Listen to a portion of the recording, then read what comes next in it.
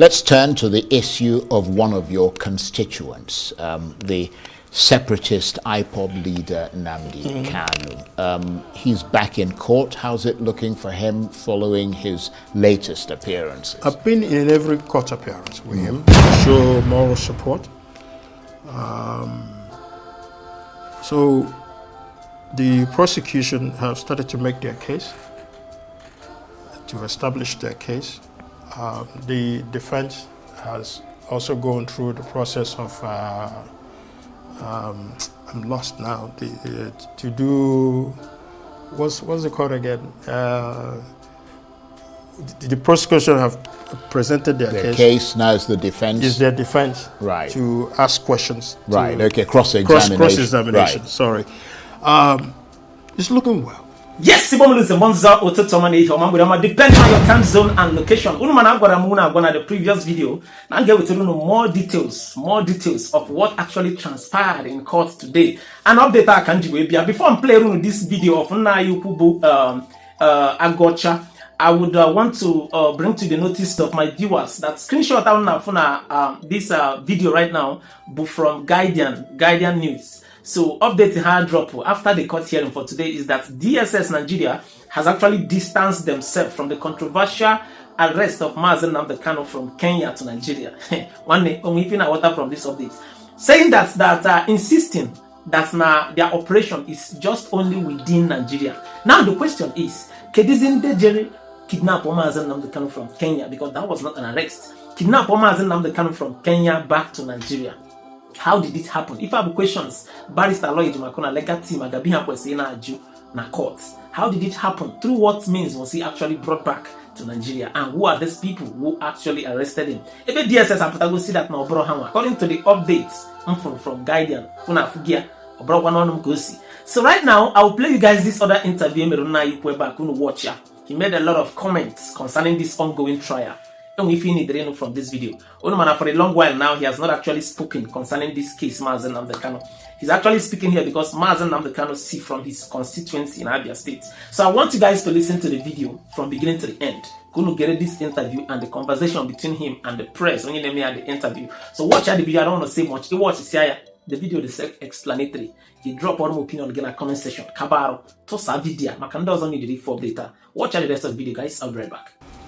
Because most of the things but the opposition, I mean the prosecution put up a fairly strong, I mean they came up with some strong allegations there, didn't they? Well, first yes, of course, but let me say this, that what I would say, I hope what I would say is not substitutes to the issue. Yeah, we have to be circumspect. Yeah, we have to be circumspect about it, but in a general form, we've seen a lot of, first of all, where the prosecution had a bit of challenge was in the manner they wanted to prosecute the matter, coming through by way of information or informative trial rather than summary trial. The judge ruled that the trial must be a summary trial whereby every evidence, every testimony, every witness must be given to the court and as well as to Nnamdi Kanu's defense team. So that they would know everything outright, and now know what to expect. Know what to expect. Right. Okay. Now it's surprising that you're charging somebody of terrorism, 15 counts. 8 of those counts have already been dismissed by the learned trial judge. So it's 7 counts now, and in those 7 counts, you claim you have interviewed thousands and thousands of people who will come to testify against him, and your evidence is only a letter from the Attorney General. The whole thing, the whole evidence, right? Well, from a letter as you said, from an Attorney General. Yeah. What are those other people? Yeah. They claim to have interviewed and are going to have damning evidences against MAZI NNAMDI KANU, but we're watching. Well, they haven't finished the trial, though. Well, they haven't finished it. So the cross-examinations are still going. So that's why I'm saying that we're watching to see, but I still think that Nnamdi Kanu, having spent 10 years being tried for this offense, is 10 years more than any other person that have been tried in this country. 10 years where evidences and what people may have thought before has changed, And I think today people are asking for justice. He is also asking for justice, but we're also saying the government has the power to invoke Section 174 to discontinue the matter. Let there be peace in the Southeast. All these people who are benefiting from high crimes and criminality, banditry and assassination, and having economic benefits of this will absolutely come to a stop if we give Nnamdi Kanu an unconditional release from, the criminal prosecution that is already going on.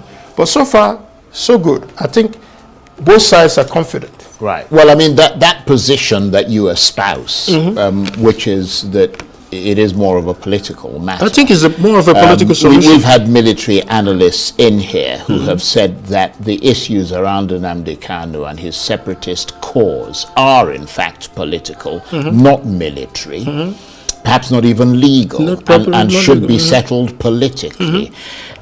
Has there been more substance to that position as far as that view being advanced to the government is concerned? Are the signals more positive, or will it have to see its way through the courts? In the last time I was there, I remember you asked me about it. I said there have been more progress. If my expectations were dampened, but since that time, the only person in government that I have yet to meet on the MAZI NNAMDI KANU issue is still the president of the Federal Republic of Nigeria, and for obvious reasons.